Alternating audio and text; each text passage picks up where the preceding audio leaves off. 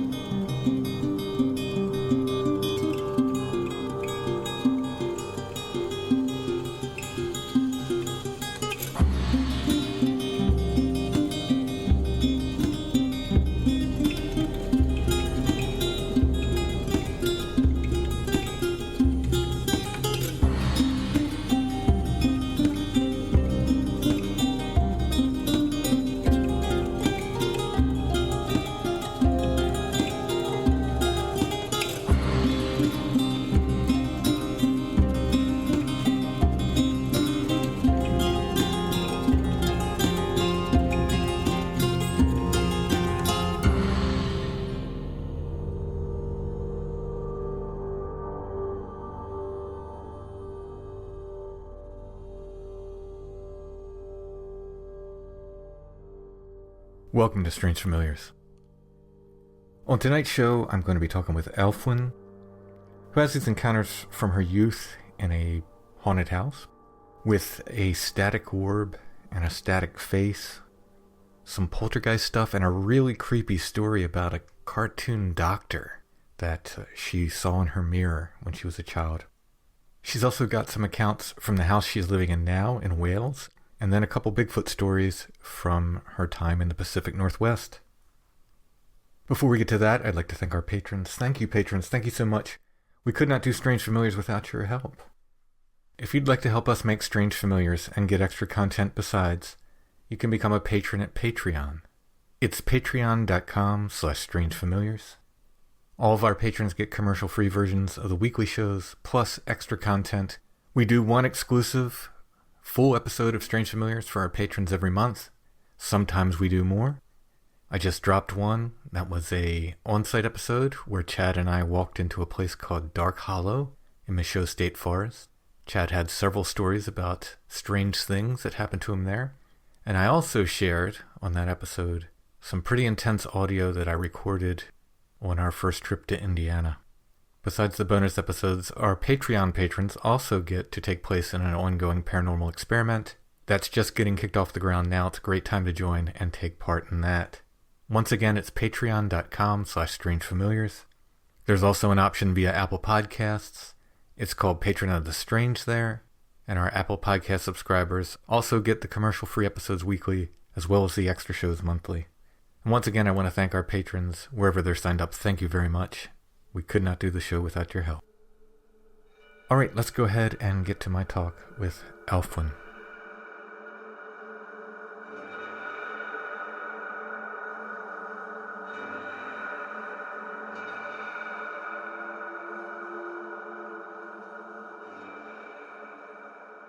I'd like to welcome Aelfwynn to Strange Familiars. How are you doing?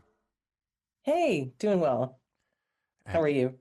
I'm doing good. And you are coming to us all the way from Wales. Yes, yes. I know I don't sound like I'm in Wales, but here I am. Yep. Yeah, I moved over here a few years ago, married a local.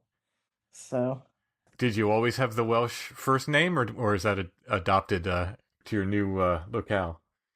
no, well, it was adopted many years before I ever met my husband here. And I didn't know I'd be ending up living in Wales, but yeah, no, I legally changed my name in 2006, so it's been quite a while now. Interesting. Very interesting. Yeah. Just sort of fated to be. Yeah, I know, right? So it turned out, I guess. But the stories tonight aren't from Wales, are they? No, but I mean, I could talk about a couple of things that have happened in the house that we live in now here. I think we might have a boggart. I'm not sure exactly what it is, but there's been a few things that have happened, but nothing like the house that I grew up in Portland, Oregon. Well, let's start with the early stuff, and we'll get to Wales as well then. Great. Sounds good. Yeah, I grew up in the same house for the first 19 years of my life, so long time. Mm-hmm. Yeah, our neighborhood was built, I think, mostly in the 1960s, so not terribly old. And my parents bought the house and moved in 1975 when my brother was maybe 1 year, and I wasn't born yet. And the stories that I've heard about before I was born, the circumstances around them buying the house were quite interesting. Apparently, when they went to view the home, which was only a few years old at the time, the couple that lived there had a little baby, and the baby had been born in the house. And they walked in, they said that there was no furniture. They were living in a house. They hadn't moved out or anything, but there was hardly any furniture except for a big pedestal in the living room with a giant Bible on it. And my mom's a very religious person, so I don't think that bothered her, but I think they both thought it was a bit odd. And things started happening sort of right away, apparently. There was a lot of moaning, like a woman moaning that was coming from, well, it sounded like it was coming through the forced air ventilation system sort of all over the house. But when they were trying to track down sort of the source of it, upstairs, there's a linen closet between two of the bedrooms. And it was sort of coming from there, and they couldn't figure it out. Apparently, my dad like searched through what he could see into the ventilation system to see if there was like a dying animal or something like that in there, and couldn't find anything. But it did continue, and it continued through sort of my early childhood occasionally. It wasn't all the time. There was a story about a table levitating. This is before I was born when they first moved in. Apparently, my dad was having a poker group over, and they were all sitting around the table. So there's multiple witnesses of it, and the table lifted up off the ground, and they were all freaked out, Oh, apparently. I guess so. Um, yeah, I don't know the whole story there. My dad's passed away, so I couldn't ask him about that. Mm-hmm. But yeah, so that was all sort of before I was born, and I wasn't aware of it. But yeah, I guess probably the earliest memory that I have was, I mean, Christmas morning. I must have been, I was talking to my brother about this recently, and he thinks we were either 6 and 8, because he's 2 years older than me, or 5 and 7, somewhere around then. And of course, little kids tend to get up, at least we did, really early on Christmas morning, wanting to Oh yes. open presents. Yeah. None of the adults were awake, and it was dark out, obviously. It was probably like, I don't know, 5 in the morning or 6 or something. And we were in our family room, which there was a door that closed, and on the other side of the doors, the living room, dining room combination, big vaulted ceilings, and the Christmas tree was in there and everything. But our parents told us to, try to be quiet if we woke up before them. So we had the door closed in the family room, and we were just, I don't know, playing or something. And this kind of mass kind of floated through the door into where we were. And according to my brother, and this is my recollection too, it was like, I don't know, trying to compare it to how big it would be. And it was floating. It wasn't like on the ground. It was, I don't know, maybe 2 or 3 feet across and tall. And it was sort of vaguely roundish, but not really circular. It didn't hold a shape or Mm-hmm. anything. It looked like static. And we were both very curious. We didn't know what it was. And at first, I don't remember being afraid at first. I was just like, what is this? And I went up and touched it, and it felt like, I don't know if you remember like old television sets. They build up static on the screen Yes. Yeah. sometimes. Okay. and you touch it and you feel that kind of, not electric shock really, but this kind of fuzzy Yeah, I know. feeling. Yeah, almost like a little pull or something you'd feel. Yeah. Hmm. Yeah, and it just, I don't know, it felt fuzzy. Yeah. Not furry, but Yeah, no, fuzzy. I know what you mean. It's hard to explain, but yeah. Yeah. And I think then we both started getting a little afraid. We didn't know what was going on. I don't remember like screaming or crying or, yelling for our parents or anything because we didn't wake them up. And so I didn't remember that part. Until I talked to my brother, and then I was like, oh yeah, now I remember that bit. But I remember opening the door into the big vaulted area where the Christmas tree was and everything. And there was a skylight. Well, there's a couple of skylights in there, and there was either moonlight or like the street lights or something kind of. So it wasn't completely pitch black in there. And I remember it being bigger at that point and being sort of hovering in the middle of the living room and walking up to it again and trying to touch it again and then running away. And I think we both thought it was Santa Claus or something. I, I don't know, because we weren't like, we were a little afraid, but not like terrified Yeah. at the time. But yeah, we both have that very distinct memory. Remembered it a little bit differently from each other, but Yeah, I think yeah. that's sort of natural, just over Mm. time. Mhm. But Yeah, it was an awfully long time ago. yeah, yeah, Yeah. and people have seen the what they call the static man or whatever. That Okay. tend to get a very not good feeling from it usually. And Hmm. I think I've heard on other podcasts, not on any witness I've had, but on other podcasts that basically like don't let the static man touch you kind of thing. So it's very interesting that you said, of course this wasn't a static man, but it was composed of something similar, we can presume. And that you Right. you did touch it. That's so interesting. And just, no Yeah. ill effects to your knowledge. Well, no, not that I can recall, but you have to wonder. I don't know. I Yeah. don't know. You have no context for it. And I don't think talking to our friends or whatever over the years, I don't think I'd talk to anybody else who'd experienced anything like that, until I listened to your show and a couple other podcasts. I was like, oh, other people have experienced that too. Yeah. Okay. Yeah. Yeah. I think, as far as I know, I think you're the only person who said they've touched it, which is, I mean, that's unusual in general for people to touch any of these sort of entities. It just doesn't tend to go Mm-hmm. down like that. So it's very, very interesting. And maybe it's just like sort of the innocentness of a child, you know? Mm. Mm. Christmas morning, thinking Yeah. it was Santa Claus, maybe. Yeah. I don't know. Yes, yes, Yeah. something to do with Christmas. I would assume as a child, it's something to do with Christmas.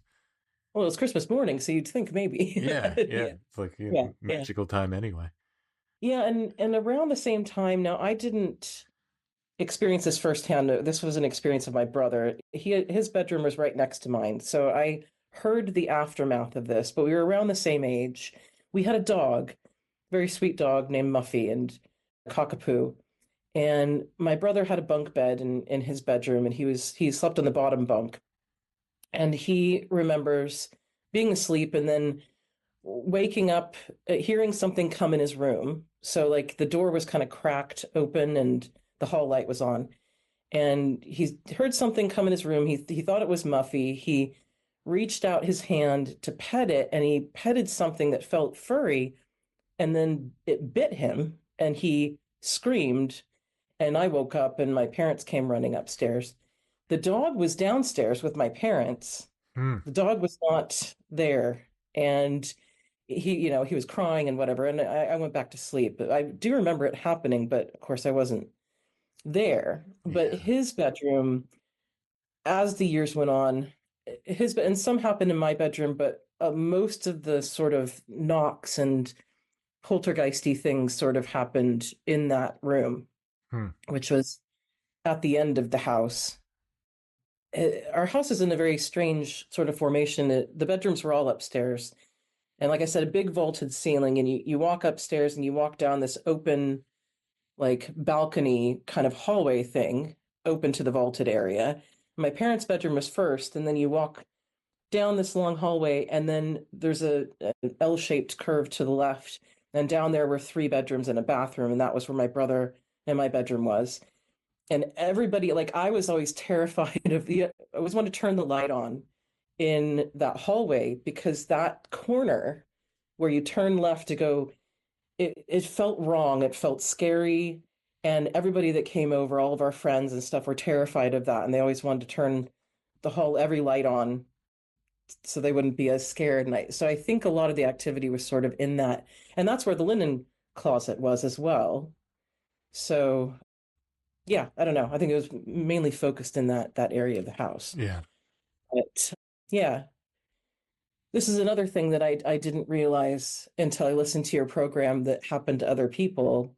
But the whole cartoon image Mm-hmm. of something happening to you. So this was just so strange. And I remember thinking, no one's going to believe me, So I think I might have told my brother, but I didn't tell many other people about it. But it certainly terrified me. In my bedroom growing up, I had a set of furniture. So it was a bed, a vanity with a mirror on it, and like a dresser. And they were all from, I think, my mom's childhood. And so they're quite old. And I don't know what was up with the vanity mirror, but it was across from my bed. So at night, I was like staring straight at it. And I always had sort of wanted the hall light on as a nightlight kind of thing and the door open. And one night, I had insomnia as a child and I couldn't sleep this one night. So I hadn't been asleep yet. It's not like I was asleep and woke up, but I saw something. I wasn't looking at the vanity, I was looking at the wall. And I saw something like flash and move in the mirror. So I looked at it, and there was this absolutely maniacal cartoon doctor. It was a cartoon, Hmm. and it had one of those like old-fashioned headlamp things on, like that circle of Mm-hmm. a disc Mm-hmm. on its forehead, and a white lab coat, and a dark mustache, and sort of a round nose. And I was real. I wasn't a cartoon. I was on an operating table awake, and he was laughing and operating on me, and I was like screaming in the mirror, and I was like shocked, like I couldn't say anything or scream or anything at first, but then eventually I was able to like yell for my mom, and she came in and it stopped. But it went on, I don't know how long it went on because I was probably about like 5 or 6, and it went on long enough for me to be completely terrified. That Yeah. was probably the scariest So thing. you were like, it appeared to you that you were on an operating table? Hmm. Yeah. Wow. Yeah. And not a cartoon. Like he was a cartoon, but I wasn't a Right. cartoon. Right. Wow. Yeah, that's just similar enough to my thing with the Greys that makes me go, ooh. Oh, I don't think that I've heard that episode of Oh, you. yeah, I try not to bring it up too much because I feel like I've mentioned it too many times on the show. One Yeah. night I wake up and I see these three little doctors standing next to me. They were not cartoons, but they were in sort of old timey doctor gear, and Oh my God. they had those reflectors on, like you're talking about, those headlamps or reflectors or whatever No they are, way. Oh and my God. masks, and I was so mad, I was so upset. I kept going back to sleep, or they were putting me to sleep. I don't know, which was troubling to me. How am I sleeping? I'm going in and out. And eventually I wake up, scream at the top of my lungs, and throw a punch in their direction as far as I could. Nothing was there. I remember thinking, like, these guys are short because they weren't bending over. They were just standing right by my bed. Oh, And oh my God. I got chills. Like I didn't even associate it with potentially being an alien thing. I mean, My I'm not saying it was. I'm just saying it reminded me of that experience of mine. With especially with yeah. the reflector disc or whatever that is the old timey doctors used to wear on their hand. Yeah. I think it's to be able to see better doing surgery or whatever, Yeah, I I think think. is it some kind of reflector or something? I don't know. Anyway, Yeah. but Wow. yeah, it was pretty intense. I mean, it could have been. My brother certainly had what he thought were abduction experiences in that house. I had a tendency of sleeping through or blacking out when loud things or like, I don't know, things that should have woken me up in the night, like the smoke alarm going off or something, which is kind of scary. Yeah, So I don't know. Huh, that makes me think. Okay, interesting. yeah, yeah. Yeah, very interesting. Right. So I think that's sort of the majority of things that happened when I was little.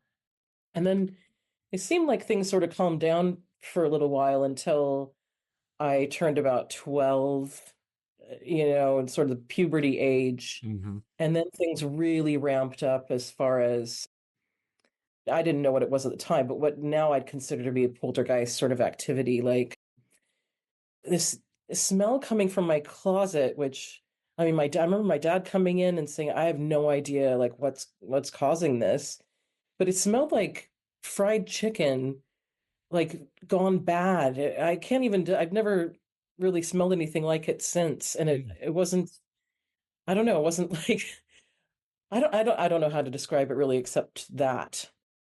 And it was for a while. It was like for a week or two. And yeah, I'm not sure what was going on with that, but I, at that time, decided to switch bedrooms because my brother didn't want to be in that bedroom anymore because it was, for him, it was constantly like every night knocking on the walls and like the outside wall. So it was on the second story and there's no trees nearby or anything Mm-hmm. where somebody could be, on a ladder or something like that. It was too high up in their protected area of the backyard. So anyway, he was sick of that. So he moved to what was our den or like study. And then I decided to move into that room, not because I wanted to experience that, but just because I wanted to change. I was like, well, I'm getting into my teenage years. I'm going to decorate this room a different way. And man, I thought for a while, I thought because my brother and I shared the room he moved into and the room that I then moved into had in his room, it was a closet uh, against one of the walls, and the linen closet was there on that wall as well. And I thought, because I had insomnia, and so I was usually laying awake at night, and I thought he was like knocking on the wall at me, and I would knock back in Huh. like a rhythmic pattern. Mm-hmm. But then it started happening on the outside wall, and I was like, is this just a trick of my ears? Or what exactly is happening here? But I could feel the vibration. It wasn't just hearing it. Like I put my hand on the wall and I could feel the knocking on the wall, like the outside wall. But I assumed that the other knocks on the other wall were him. And I remember talking to him years later. And I said, remember when we used to play that knocking game? Knock, knock, knock, knock, knock, knock, that kind of thing. And he's like, what are you talking about? And I said, well, you remember a few years ago when in the middle of the night? And he's like, I have no idea. I did not knock on that wall. And he said, come in here, I'll show you. And there was one of those rollaway beds taking up the entire back wall of his closet. Like he's like, I can't even get to the wall. Huh. So like, why would I be knocking at you in the middle of the night? Yeah. And he said, well, I used to hear those knocks too when I was in that bedroom. You could just feel a presence in that room. It was very uncomfortable. I felt like I was being watched all the time, and that's partly why I couldn't sleep, most of the time Mm-hmm. in that room. But yeah, I did not like that room. As I got older, my brother moved out. Eventually, my dad moved out. It was just my mom and me in that house, and I was 18. And she would work, she would be gone, and I was the only one in the house. And I'd be downstairs, and I could hear, it was pretty creaky in certain places upstairs, and I could hear somebody walking back and forth outside my parents' bedroom. When I was watching TV downstairs, you could hear it quite clearly. And I'd just be like, it's the ghost. At that point, I was just like, whatever. Like, I'm not scared of you, kind of thing. But what did like a little bit scare me was, I moved back into my old bedroom and it would walk back and forth. There's a creak outside my door. It would walk back and forth outside my bedroom door and then occasionally jiggle the door handle, Ooh, yeah. but it wouldn't open it and come in. It was just kind of, I don't know. Yeah. Yeah. It was just more annoying than it was scary at that point. I was like, go away. Like, what's wrong with you? But yeah. I saw a full turn of the door handle, and we had Oh my God. a little TV room in our house. That was when the kids were real little. It was outside of their rooms, and I would just hang out there and watch TV when they were they go to bed or whatever. I was waiting Yeah. for my wife to get home from work. And I thought she'd come home from work. I was kind of laying in this. We had this sort of futon beddy thing there.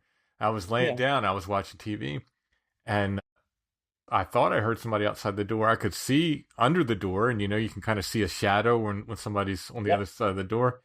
And then I Yep. just see the door handle turn slowly, like creepy, like horror movie slow.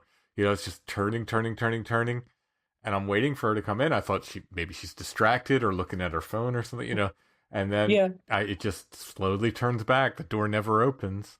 Whoa. And I get up to, and open the door to see, like, something wrong, or did and no, nothing, nobody there. She wasn't even home yet. I was like, okay, all right. I even took the cat. We had three cats, and I thought I'm going to test this because one of our cats was really overweight. Let's put it that way.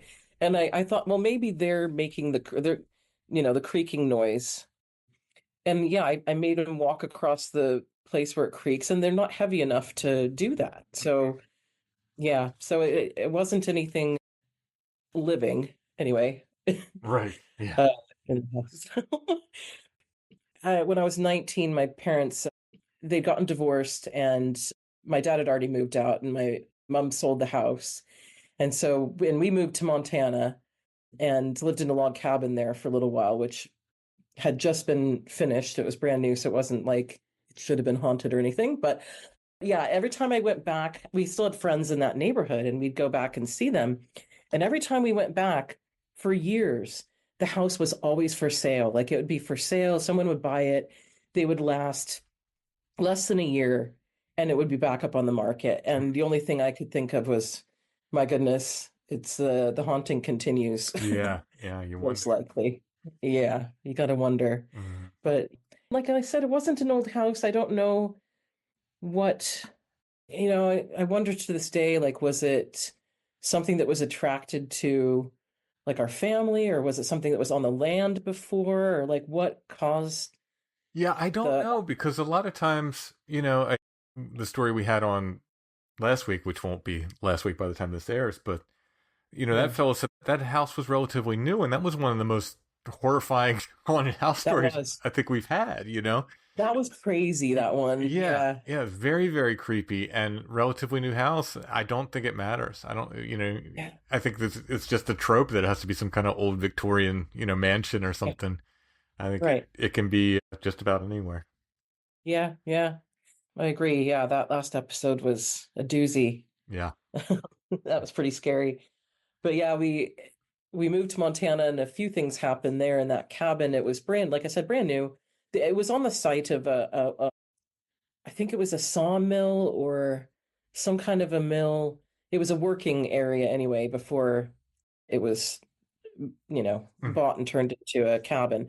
But my brother lived there on his own for a little while, and this ghost hated him. He had a lot of the sleep paralysis episodes where he felt like somebody was choking him and mm, sitting on his chest, and he couldn't move. And I've never had sleep paralysis, but he just described it to me. He's had it a number of times. I moved in there, and I lived there for a couple of months, few months, and I was on my own, and I felt like friendly with this ghost. Like I could see it sort of when I looked dead on, I couldn't see it, but I could see it out of the corner of my eye. And it looked like a man, And I had a picture of my brother, his like senior picture from high school, framed in my bedroom. And I was in the kitchen making something to eat. I was the only one there. My brother and my mom were somewhere on a trip back to Portland or something.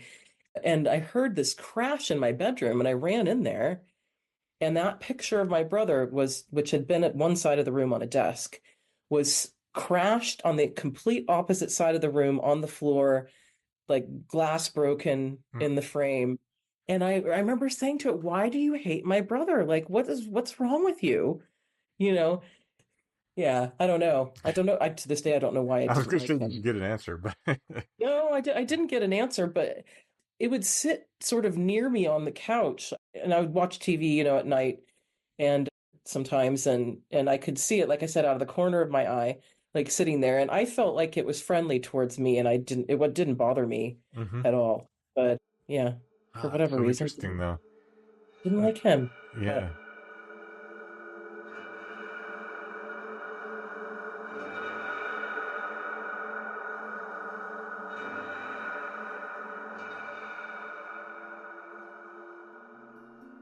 I Have Never Minded the Loneliness, Hermits and Their Stories, is the latest book by Timothy Renner.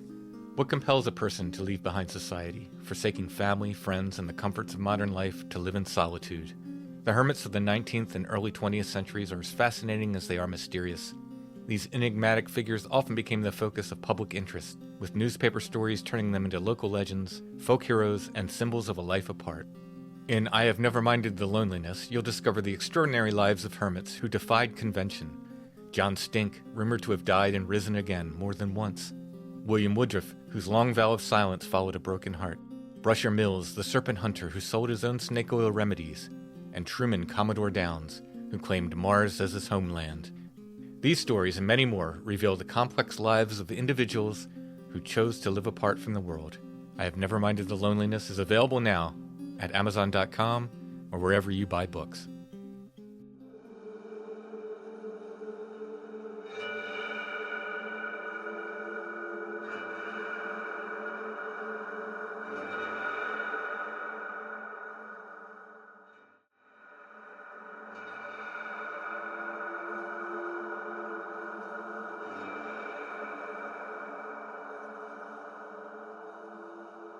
Before we move away, I'm just looking at the email you sent me. I don't think we covered this. You said in the previous house in Portland, you also saw a static face. Oh, right. Yes. And that was interesting. So I was back in my original bedroom and I was laying there trying to sleep, not able to sleep. And I think I was probably like 15. I was a teenager. And yeah, it was the same sort of staticky thing, but it kind of came together into a face. And it was like I was laying on my back and it was maybe 2 feet above my face, like looking at me. And I remember not being afraid and thinking, and it wasn't talking or doing anything, but I remember thinking it was like Jesus maybe or something. I'm like, I don't, I don't know. For some reason, it looked very angelic, like Wow. gentle, and I got a really like nice feeling off of it. And thinking, I don't know, maybe it's a guardian angel or something. Yeah. Did it seem to have like dimension to it? Yes, it definitely had dimension. Like you could see its face, but it was all in static. Wow. It wasn't like solid. Yeah. Yeah. Oh, Yeah, it hovered there for a while, like, I don't know, a few minutes, and then it just sort of disappeared. And I remember falling asleep, just after that. But yeah, thanks for reminding me. As you do with this stuff. As you do. Yeah. Yes, you do. Here we go. See something incredible. All right, I'm out. Yeah, roll over, fall asleep, back to sleep. Yep. Yeah. So, as we're talking about house stuff, do you want to talk about the house stuff in Wales before we talk about the Bigfoot? oh, sure. Yeah. Yeah, so my husband's owned this cottage for, I don't know, 16, 17 years. And so when we weren't married yet, but he had people like tenants living here for quite a long time, and then asked them to leave when I was sort of moving over here so that we could move into the house. And it was, I don't know, it was the first couple weeks of being here, and Jimmy was at the pub, and I was on my own at home here reading a book. And at the time, our bed was in the living room because we were renovating upstairs in the bedrooms and stuff.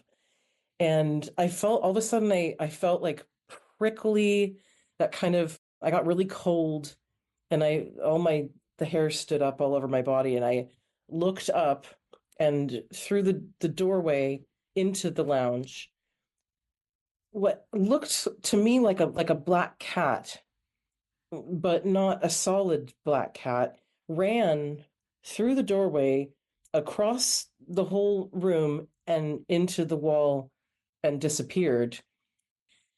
It got super cold in the room, and I was just terrified. Like the energy was just very scary. And I called him right away and I said, told him what happened. I was like, has anything like that ever happened? He's like, no, that's nothing or whatever. But then things keep happening in that doorway. Like for instance, I'd never heard of this. I had to look it up. But have you heard of a fetch Yes. as far as like, fairy lore or Yeah. whatever, Yeah. Irish fairy lore? It's like they oftentimes it's a harbinger of death, but in this case it wasn't. But Hmm. my husband was actually in the shower, but I thought I was in our porch and I was looking in and I saw him walk through the doorway into our lounge. But then I turned back around and I realized he's in the shower. And I came in here and there was no one in here. But it was a solid, it looked like it was a solid him walking in here. I was like, what is going on? Yeah. But yeah, I just wonder if we have like a boggart here.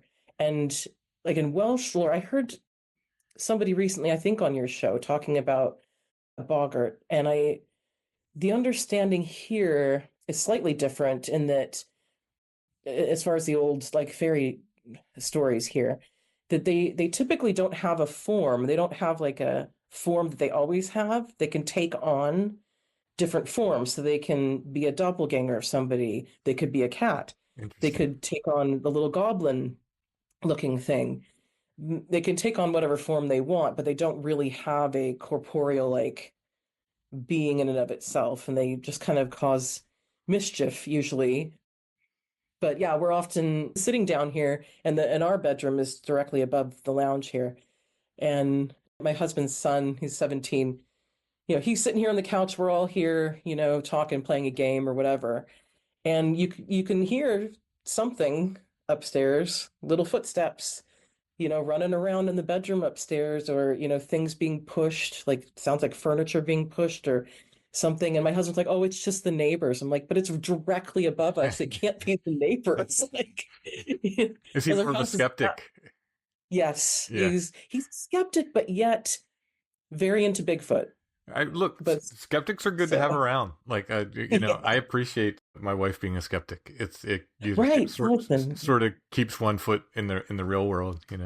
yes, And definitely. yeah. Yeah. Yeah. And I wonder if that boggart, because our initial appointment to speak was several months ago, and I had an accident, fell down the stairs That's in the middle right. of the night. Yeah. Yeah. Yes. And broke one ankle and sprained the other one. And I don't know. I'm not saying it was. Hmm. It could have just been me slipping on the stairs in the middle of the night in the dark. But I'd never missed a stair before, and I hadn't been drinking. Yeah, so I don't know. But yeah, all of a sudden I was at the bottom of the stairs. I don't know if it was a little mischievous thing, but you never know. Do you find that there seems to be a different character or different feeling to, whatever was at the first house in Oregon, the cabin in Montana, and the cottage in Wales? Yeah, very different. Hmm. All very different. The house I grew up in felt evil, like not a good thing at all, except Hmm. for that face that was hovering above me. But that could, like, I don't associate that with the sort of poltergeist activity. Hmm. It felt very sinister, and it did to all of our friends, both my brother's friends and my friends. We'd always sort of spend the night at other friends' houses because they didn't want to come to our house. Hmm. Yeah. They were scared, of it, definitely. And I don't know. I think that was a ghost in the Montana house, like a ghost of a person. Hmm. Whereas I feel like maybe the house I grew up in could have been demonic. I don't know. I don't Right. know. Yeah. Just some negative entity. Yeah. Yeah, negative entity, whatever Yeah. that is. And then here it feels very mischievous, like a fairy or something. I'm not sure. Mhm. Don't know. And this may be a question that you may or may not be able to answer, but just, living in Wales and being interested in this stuff. So we have a Welsh population here in southern York County Yeah. in Delta. They still have church service in Welsh, and I think their choir tours Wales, if not every year, every couple of years, Oh, and so forth. cool. Nice. So I went to the historical society there, and I said they must have brought their folklore with them. I'm a firm believer that people travel, they bring their folklore with them. Mhm. And the woman at the historical society said yes, but you're not going to get the Welsh to talk about that. And Right. I was wondering if that carries over to Wales as well. Yeah, I absolutely think that's true, and that's probably a bit of the conservative attitude my husband has to talking about it. Maybe it's putting words to it might bring more weight to it that they don't want to Mm-hmm. give it, if you see what I'm saying. Like Yeah, yeah, yeah, sure. speaking it, like talking about fairies, is sort of taboo. You don't talk about the fair folk, Mm-hmm. and I don't know. But yeah, I mean, you'll find some people Right. will Yeah. This they're is it's upset not about it, but a rule that applies across the board, but it is an interesting thing. I think I yeah, mentioned it to Brother Richard, and he said like, yeah, he's like that's pretty common kind of thing with yeah, the Welsh. Yeah. yeah, yeah, Interesting. yeah. It is interesting. Yeah, So yeah. So the Bigfoot stuff yeah. i- is fascinating because I don't think my husband and I just started watching sort of, I don't know, documentary series about Bigfoot and stuff just a few years ago. Mm-hmm. So prior to that, my second experience, I didn't associate with Bigfoot at all at the time. Not at all. Like I thought it was something totally different, but then oh, rock throwing is a thing? Oh yeah. Well, redwoods. Oh, that wow, okay. Maybe that's what that was. But certainly the first experience was with probably 20 witnesses and things. That was, I think we all were whispering about it being potentially Bigfoot at the time. But yeah.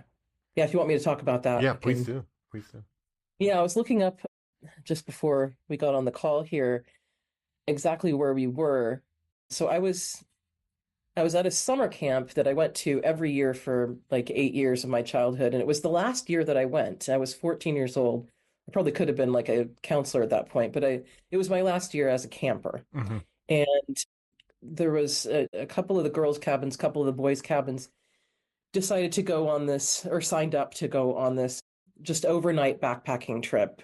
Now the camp was in the Columbia River Gorge, outside of Portland, about, I don't know, 45 minutes or an hour outside of Portland, sort of towards Mount Hood, very densely forested area. And the area we were going backpacking in was called Eagle Creek. And unfortunately, a lot of it burned during some horrible forest fires that happened several years ago now, but which is sad. Mm-hmm. But this was in like 1991 or around then, early 90s. So there's the girls and the boys where, like I said, we were 14 years old. So a lot of our focus was on, liking the boys and things like that. So we weren't paying a whole lot of attention to the nature as we probably should have been. But so we backpacked to a primitive camp spot in a clearing in a forest and spent the night there. And then I remember there being big, like massive boulders and things around in this forest. And we woke up the next morning and we left our things, like, because we were carrying very heavy backpacks with food and everything for cooking the meals Mm-hmm. and equipment and everything, tents and things. We left all that there, I guess, trusting no one was going to take it, and hiked to this waterfall that you could walk behind. And I just looked it up, and what's it called? Oh, I've lost it now. Anyhow, I think it's called like Tunnel Falls or something like that. So we went on a hike without our backpacks to this Tunnel Falls. You could walk behind the waterfall. It was really magical, amazing. And then we were on our way back when, so I remember to the left of us was a very steep drop off into like a canyon. And to the right of us was really dense forest. And it was kind of a narrow trail. You had to pay attention to where you're walking because there wasn't like a railing or anything on the Mm-hmm. left-hand side. Mm-hmm. And I remember there was like I think three or four counselors on this trip with us, and they were sort of interspersed. We were in a line, like we weren't even able to walk side by side with a buddy or anything. And I remember hearing like the counselor in front of me whispering to the, because we kept hearing something in to our right in the forest that was sort of like trailing us, like following us or walking the same pace as us Mm-hmm. along with us, right? And I could sense their nervousness, and they just kept whispering to each other and telling us to keep moving. eyes on the trail, don't, be careful of the ledge and yada yada. And very nervous, we get back to where our tents were, that primitive campground with the big boulders. And, we're instructed to pack up our stuff as quickly as possible. And my friend and I were like, well, we need to relieve ourselves, right? So we did not want the boys, following us or anything like that. So we sort of snuck off behind that big boulder, and we decided to take turns watching out, like keeping lookout. Like one would do the thing and the other one would watch out for the boys, right? Sure. Yeah. And so I did my thing and I was on lookout duty, looking out into the forest. And all of a sudden, this huge thing that was very sort of like reddish brown, very big thing was tearing through the forest towards us, like at breakneck speed, branches breaking.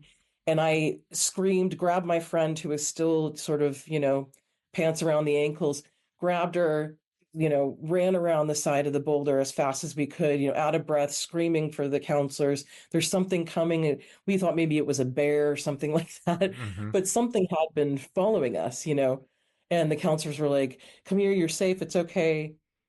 And yeah, it was pretty terrifying. And I Yeah. don't know if this is at all related or if you've ever heard, I was going to ask you about this, whether you've ever heard anything like this, but less than an hour later, maybe like an hour later, we're back on the trail with all the heavy packs on, heading back to the cars. And it was about lunchtime, and we hiked down into Punchbowl Falls. Like, you go down kind of a steep trail down into where a waterfall goes into a beautiful sort of lake, I guess, or like Mm-hmm. a widening of the river. I don't know. But I decided to a bunch of us decided to take our shoes off, wade into the water, sit on a big mossy boulder and eat our sandwiches. And we did that, and it was nice. And I sort of got off the boulder to go back and dry my feet off, put my hiking boots back on. And I slipped off of a small stepping stone bouldery thing and fell into the water. It was ha ha. Everybody was, I was laughing at myself. Water was freezing cold. And I look down and the water was red. And my friends are all like, I was like, somebody's bleeding. I went into shock. And I was like, somebody's bleeding. And they're like, it's you, it's you. And they dragged me out of the water, and I had cut my foot open Mm-hmm. on something under the water, like a jagged rock or something like that. But yeah, I injured myself quite severely, but to the point where, they wouldn't let me look at the wound. Mm-hmm. They were trying to wrap it up with clean, like, clothing that people had, and had to sort of carry me up to the main trail, like dragging me between two counselors, Yeah. on their shoulder. And these two guys were big buff guys, were coming down the trail carrying a kayak on top of their heads, like between the two of them, one kayak, right? Mm-hmm. And they were jogging down the trail, and they're like, what happened? And we said, oh, I'm injured and stuff. It was, I don't know, several miles back to the cars. And I said, oh, let us go take the kayak back, and we'll jog back, and we'll take turns carrying you back. So they carried me they took turns like piggyback, running down the trail, and the counselors were running after, and they got me to the hospital because I was losing blood and everything. And I don't know. I just wonder if you've ever heard of something kind of like crazy happening after a Bigfoot sighting, because I don't know if the two are connected or if it was just a coincidence. Yeah, I don't know. I mean, I certainly have. I can't pull anything out of my head right now. Certainly people talk about, the curse of Bigfoot and having Mm-hmm. people having seen them and bad things happening thereafter. But I can't pick anything out just off the top of my head. But Yeah. I'm certain they're out there. The problem Mm-hmm. with, writing 400-page books on Bigfoot is, one account after another, and after a while it's some stand out like very clearly to me, but others tend to sort of mash together. Yes, absolutely. Yeah. So yeah, we talked about that a bit and thought, well, whispering maybe it's Bigfoot or whatever, but at the Yeah, time. I mean, when you say you saw something big, can you get an estimate to the size that whatever it was coming at you? Yeah, and then the term is bluff charging, right? Yes. Where they're, because I don't think it was actually going to come at us. I mean, it was hard because when I saw it, it was running towards me. So it was kind of, and it was probably about, I don't know, half a football field away at that point, Okay. at this beginning of the running at me. I mean, I would have compared it with like a bear size standing up, like a bear standing up. So I don't know, like 7 feet. I don't Right. know. It's hard to say because it was running at me. It wasn't running erect, like standing up straight or whatever. It was kind of leaning forward, running at me, Hmm. and I couldn't see its features very clearly. So, but it was running on 2 feet. It wasn't running on all fours. Right. So yeah, bears Right. bears do not run on 2 feet. They don't run on 2 feet. Yeah. Wow. No. Yeah. Yeah. Yeah. So yeah, that's wow. Yeah, Yeah. because when you said bluff charge, that often, and we've had what we feel are bluff charges a couple of times, didn't see a thing. You can hear it. Sounds like a freight train coming, but we didn't see Right. anything. So I didn't know that you actually caught sight of something too. Which wow. Yeah. Yeah. Not like I said, not a great because I Sure. panicked. I thought something's going to come kill me. Like I got this sense of doom, and grabbed my friend and was trying to. It was not a small boulder we were behind. It was one of those massive sort of, and so it was a ways around the boulder. So we got to get out of here right now. Yeah. So growing Yeah. up in that area, was Bigfoot kind of a general topic?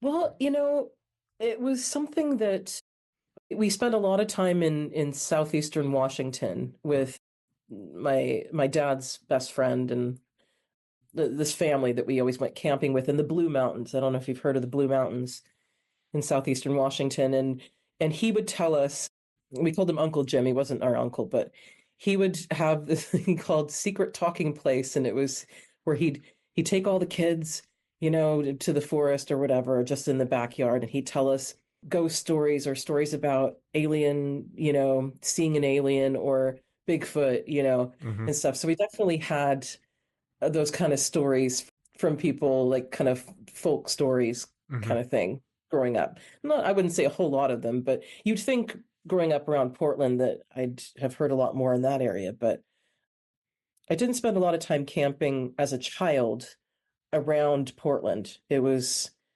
every time we'd go to Eastern Washington, we'd go camping with Gotcha. that family. Yeah. Yeah. Yeah. Until I got older. And then we did a lot of camping when I was, 18 to adulthood. And I moved to the Redwoods, and that was the second thing. And I mean, just a quick story. Two friends and myself, so there are three of us, and we were trying to save money on a campsite, and so we were just camping in the woods. Like we found somewhere, we kind of pulled up this old logging road, and then we found somewhere to pitch a tent. We didn't want to have a fire because we didn't want to start a forest fire, and we didn't have Hmm. firewood anyway. So we kind of were sitting around on the ground or on like a rock or whatever, just talking. And I think we split a 6-pack between the three of us. We had a couple beers. It wasn't a big deal. Right. But we were sitting around and it was dark and we didn't have a campfire or anything like that. We could hear music, like loud music. It sounded like boys partying, we didn't know how close they were to us or how far away they were. But we were annoyed because we thought, well, we're not going to be able to sleep with this loud music. It's really Hmm. annoying.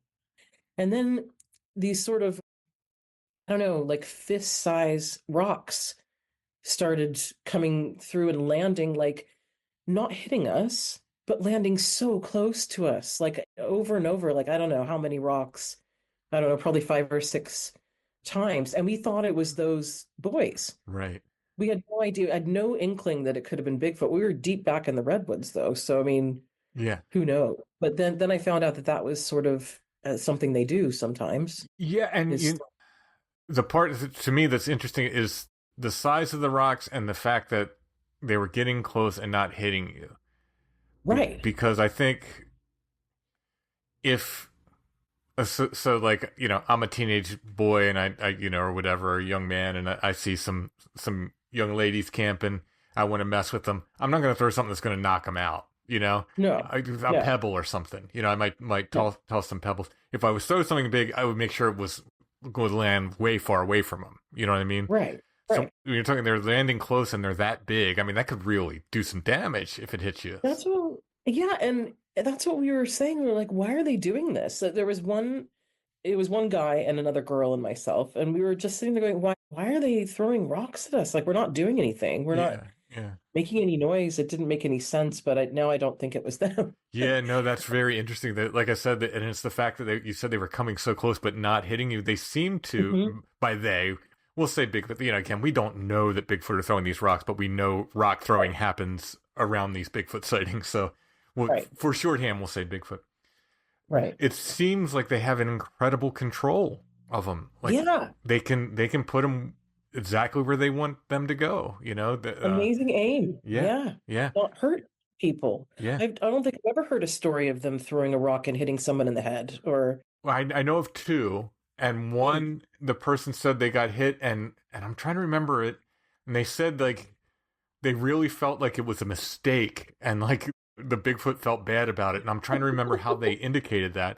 But the other one I know of was the Minerva monster in Ohio, and it was Mm. they were getting these rock throwing things where they just throw rocks back and forth, and they would even like mark the rocks, and they'd get the same rocks come back to them and stuff.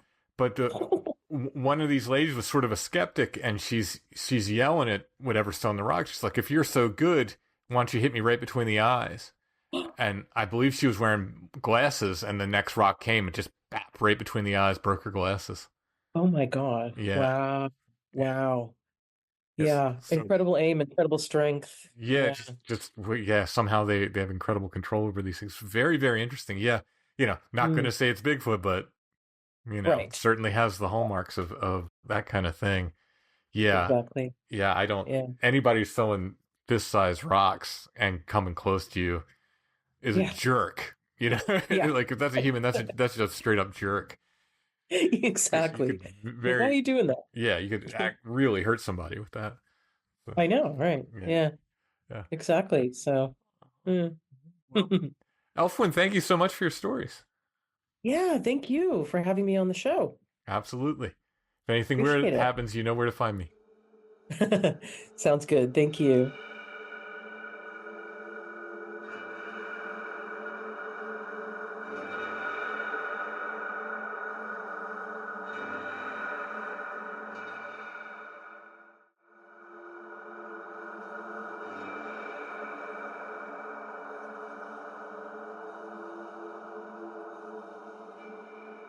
Check out our Strange Familiars Etsy shop.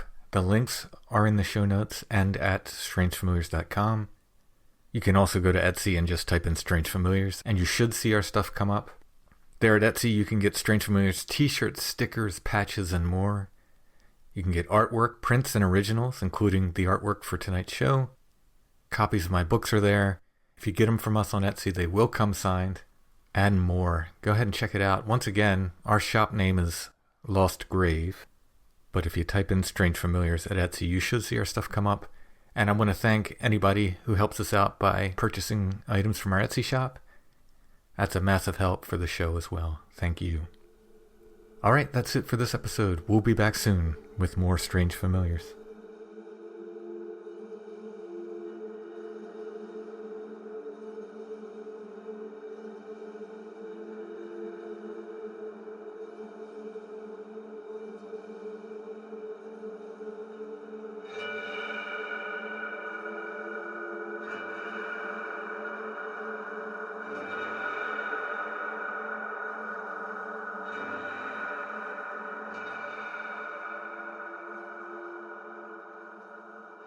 Strange Familiars is a production of Dark Holler Arts. Intro and background music is by Stone Breath. If you want to hear more or purchase music, you can go to stonebreath.bandcamp.com. We're on Facebook, facebook.com/strangefamiliars, where you can join the Strange Familiars Gathering group.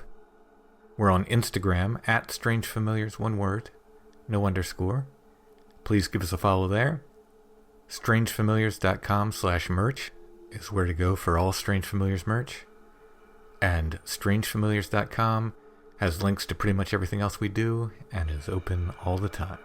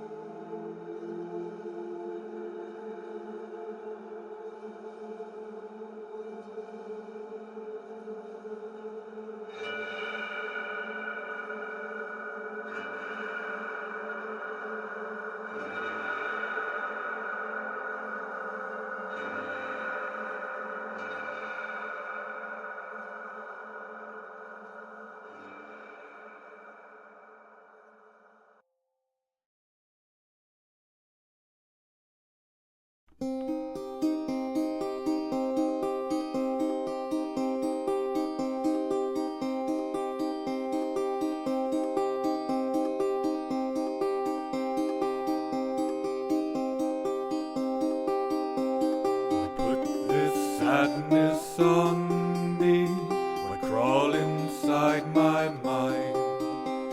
The scrying bowl and tarot card, what did you hope to find?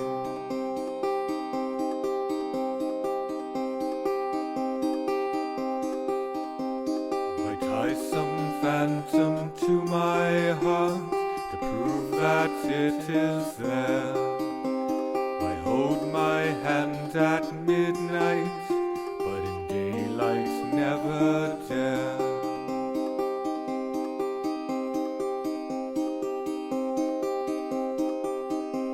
Why call to me when I have gone and ask me to return? Oh, you could have had me once, but now that time is gone.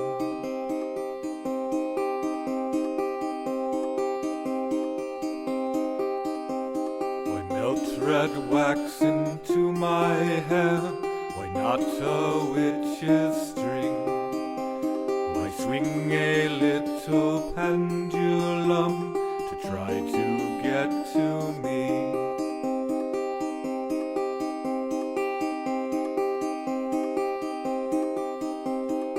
You can polish an old bell, but it cannot be unrung. Can try to change your words, but the song's been sung.